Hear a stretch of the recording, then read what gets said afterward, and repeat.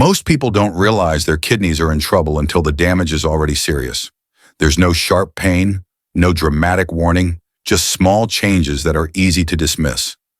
Waking up again and again at night to urinate, feeling exhausted for no clear reason, dry, itchy skin, a constant mental fog that never fully lifts. By the time lab results reveal the truth, the kidneys have often been struggling for years.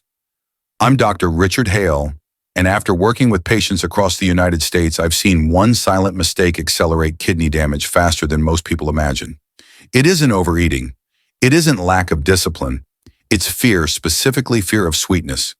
Millions of people with diabetes eliminate fruit completely believing they're protecting their blood sugar and saving their kidneys. They hear the word sweet and immediately assume danger. But what almost no one explains is this: avoiding the wrong foods can quietly weaken the kidneys just as much as eating the wrong ones. When the body lacks certain natural compounds found only in specific fruits, the tiny blood vessels inside the kidneys become fragile and inflamed, increasing the risk of protein leakage, one of the earliest warning signs of kidney failure. This damage doesn't happen overnight, and it doesn't hurt. It progresses silently, month after month, while people believe they're being careful. That's why so many patients are shocked when they're told they have stage 3 kidney disease, despite years of strict dieting. Here's the truth most people never hear. Sweetness itself is not the real enemy. Timing matters, type matters, and how fruit interacts with your metabolism matters far more than taste. In this video, I'll show you 5 fruits many people fear or misunderstand. Fruits research now links to steadier blood sugar, fewer nighttime bathroom trips, and stronger kidney filtration when eaten correctly. I'll also explain who should limit fruit, who should avoid it, and why one daily habit quietly undermines kidney health. Stay with me because the final fruit may completely change how you think about protecting your kidneys before it's too late. Let's start with the first fruit because this one quietly exposes one of the biggest misunderstandings about sugar and kidney health. When people hear the word guava, most immediately think sweet, dense, and dangerous for diabetes. But in reality, guava behaves very differently inside the body than most people realize. I once worked with a patient named Mark, 69 years old, pre-diabetic for years, who had completely eliminated fruit from his diet. He believed discipline meant avoidance. No fruit, no sweetness, no risk. Yet despite doing everything right, his lab results showed early protein leakage in his urine, and his energy kept declining. What surprised him most was that the solution wasn't another medication. It was correction, not restriction. Guava has a glycemic index of roughly 24, which means its sugar enters the bloodstream slowly, not in spikes. Even more important, guava is exceptionally rich in vitamin C and soluble fiber, 2 compounds strongly associated with stronger capillary walls and reduced inflammation in the kidney's filtration system. Research has shown that diets higher in fiber are linked to lower albumin leakage, one of the earliest markers of kidney stress in diabetics. When Mark began eating half a ripe guava once a day, always before his main meal, and never on an empty stomach, something unexpected happened. His post-meal glucose stabilized, his nighttime urination decreased, and his follow-up labs showed no further progression. Not improvement by miracle, but stabilization by design. This is the critical point most people miss. Kidney damage doesn't always come from excess sugar. It often comes from fragile blood vessels that lack the nutrients needed to stay resilient. Guava helps reinforce that internal structure when eaten correctly. But here's where people still go wrong. Timing matters. Preparation matters. And guava alone cannot solve a deeper problem that quietly destroys kidney function even faster than sugar ever could. Because protecting the kidneys isn't only about blood sugar. It's also about inflammation. And the next fruit addresses that danger in a way most people completely overlook. Guava helps stabilize blood sugar and protect the structure of kidney blood vessels, but that protection means very little if inflammation is quietly burning underneath. And this is where the second group of fruits becomes critical, because inflammation is one of the fastest ways kidney damage accelerates without symptoms. Strawberries and mulberries look harmless, almost too simple to matter. Many people assume they're just light snacks, or worse, they lump them into the same category as high-sugar fruits and avoid them completely. That assumption cost people years of kidney health. I worked with a woman named Linda, 63, type 2 diabetic, who struggled with constant nighttime urination and aching fatigue. Her blood sugar wasn't terrible, but her labs showed early inflammatory markers and rising creatinine. She was doing everything she thought was right, except one thing: she had removed nearly all antioxidant-rich foods from her diet. Strawberries and mulberries are rich in anthocyanins, powerful compounds that help reduce oxidative stress and calm low-grade inflammation inside the kidney's microvasculature. Studies have shown that anthocyanin intake is associated with improved endothelial function and reduced inflammatory markers in people with metabolic disease. In simple terms, these fruits help cool the slow-burning fire that damages kidney filters over time. When Linda added a small portion, 6 to 8 strawberries or a modest handful of mulberries once a day in the afternoon, something subtle but meaningful changed. Her nighttime urination decreased, her energy improved, and her follow-up labs stopped trending upward. Not because fruit is magic, but because inflammation finally had less fuel. The key here is restraint and timing. These fruits are low in glycemic load when eaten whole with fiber intact and not paired with refined carbohydrates. Blended, sweetened, or eaten late at night, they lose their protective role and become noise instead of signal. This is what most people never hear. Kidney damage is not always driven by sugar spikes alone. It's driven by chronic inflammation that quietly erodes function year after year. But even calming inflammation isn't enough if toxins are still being reabsorbed every day. And that brings us to the next fruit, one that works not on the kidneys directly, but on the gut, where kidney stress often begins. Calming inflammation is essential, but there's another silent driver of kidney stress that most people never connect to fruit at all, and that is the gut. When digestion slows and toxins linger in the intestines, those toxins don't just disappear.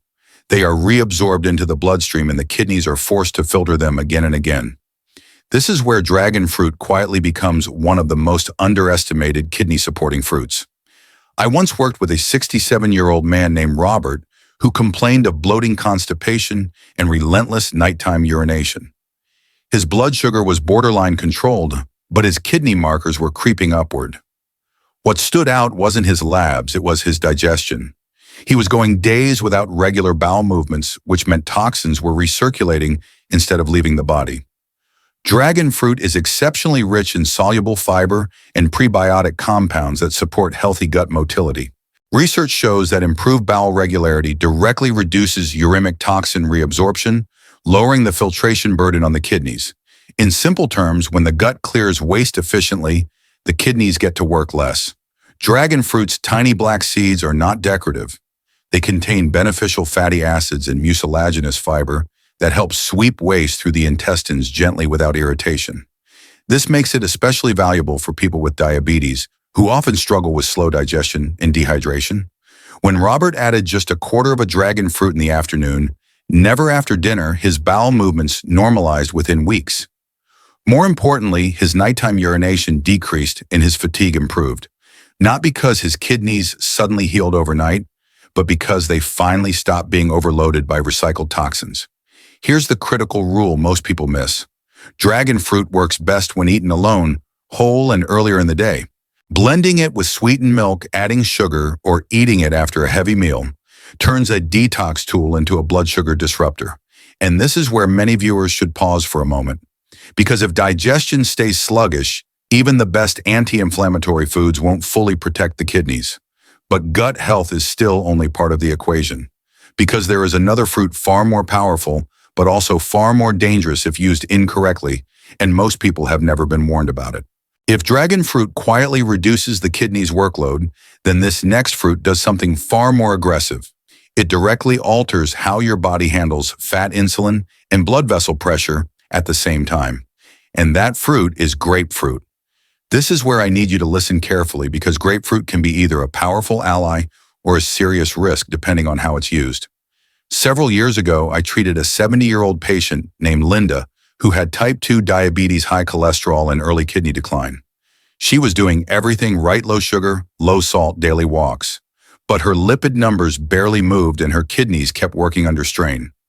When we reviewed her diet, one thing stood out: she avoided fruit completely, especially grapefruit, because she'd heard it was too strong. What most people don't realize is that grapefruit contains naringenin, a bioactive compound shown to improve insulin sensitivity and reduce triglycerides. Studies have found that naringenin can enhance glucose uptake in cells and improve blood vessel flexibility, two factors that directly reduce pressure inside the kidney's filtration units. When Linda added just 2 to 3 grapefruit segments in the afternoon spaced far away from her medications, her cholesterol dropped nearly 30% within 3 months. Her blood pressure stabilized and her kidney markers stopped declining. Not because grapefruit healed her kidneys, but because it removed two of their biggest enemies, insulin resistance and vascular stress. But here's the danger zone. Grapefruit also contains furanocoumarins compounds that inhibit the CYP3A4 enzyme, responsible for breaking down many medications. When this enzyme is blocked, drug levels can rise dangerously high. This is especially risky for people taking statins, blood pressure medications, or certain heart drugs. That's why timing is non-negotiable. Grapefruit must be eaten alone, never juiced, and at least 4 hours away from medications. Otherwise, what helps your kidneys could quietly harm your entire system. And this is where many people make the wrong call. They either avoid grapefruit entirely or use it recklessly.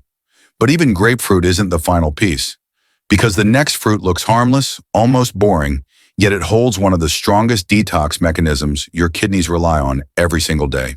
After a fruit as powerful and risky as grapefruit, this next one almost feels too ordinary to matter. It's familiar, affordable, and often underestimated. Yet this fruit quietly performs one of the most important detox jobs your kidneys depend on every single day. That fruit is the apple. I've lost count of how many patients told me the same thing, "Doctor, I eat apples, but I always peel them. And every time I know the most valuable part is going straight into the trash." The real power of apples lies in pectin, a soluble fiber concentrated heavily in the skin. Pectin acts like a molecular magnet inside the gut. It binds excess cholesterol, heavy metals, and metabolic waste, pulling them out before they ever reach the kidneys. Multiple studies link higher pectin intake with lower LDL cholesterol and reduced toxin load in the bloodstream, two major factors that slow kidney decline in people with diabetes. One patient, a 72-year-old man named Thomas, had early-stage kidney disease and persistent fatigue. He wasn't overeating sugar, and his glucose numbers were fairly stable. But his blood work showed elevated waste markers. The missing piece wasn't medication, it was elimination. Once he began eating one small apple a day, with the skin properly washed, his digestion improved, his energy returned, and his kidney labs stabilized within months. Here's what matters most. Apples don't spike blood sugar the way people fear. With a glycemic index around 38 and nearly 4 grams of fiber per medium, fruit glucose enters the bloodstream slowly. Chewing the apple whole further slows absorption, preventing sudden insulin demand and reducing kidney stress. But this only works when apples are eaten correctly. Juicing removes fiber and accelerates sugar absorption. Peeling removes the detox compounds.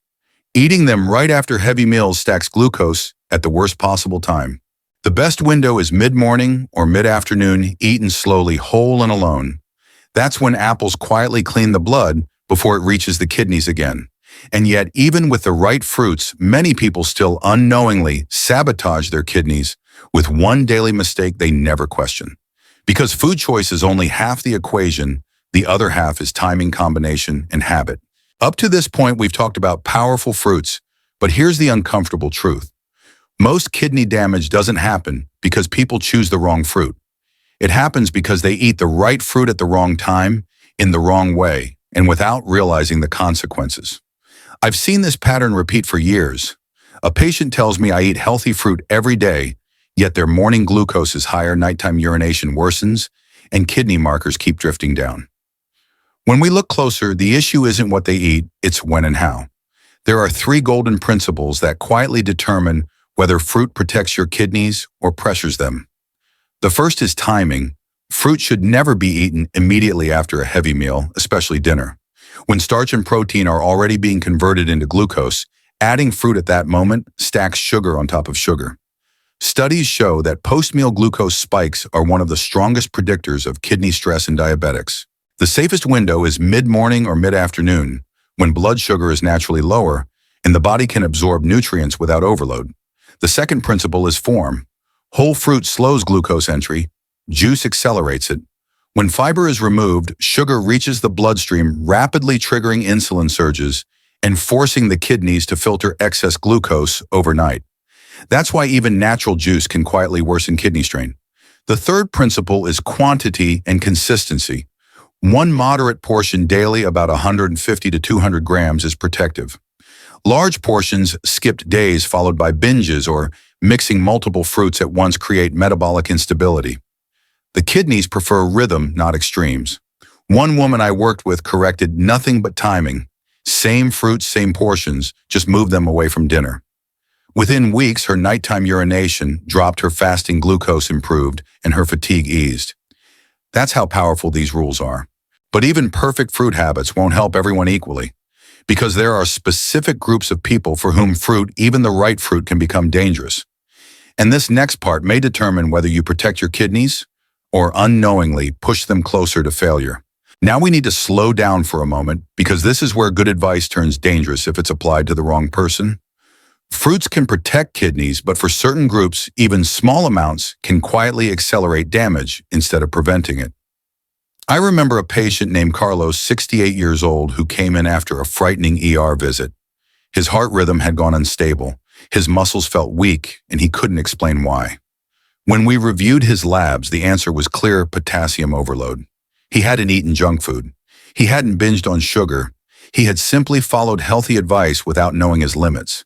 People with advanced kidney disease, typically stage 3B and beyond, often lose the ability to excrete potassium efficiently. Many fruits, even those considered low sugar, still contain enough potassium to push blood levels into a dangerous range.